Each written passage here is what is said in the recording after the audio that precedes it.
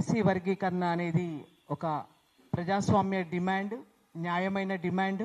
ఒక చిన్న ఉదాహరణ, ఎందుకంటే సార్ చెప్పారు ఇందాక, ఇప్పుడు ఒక తల్లిదండ్రులు ఒక చెట్టు పెడతారు, ఆ చెట్టుకు పండ్లు కాస్తాయి.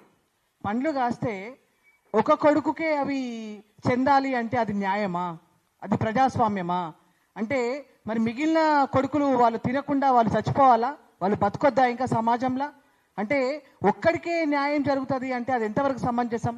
తర్వాత ఇంకొకటి ఏంటంటే, ఈ వర్గీకరణ పేరు మీద విడగొట్టొద్దని చెప్పి కొంతమంది కవులు, కొంతమంది మేధావులు కూడా రాస్తూ ఉన్నారు.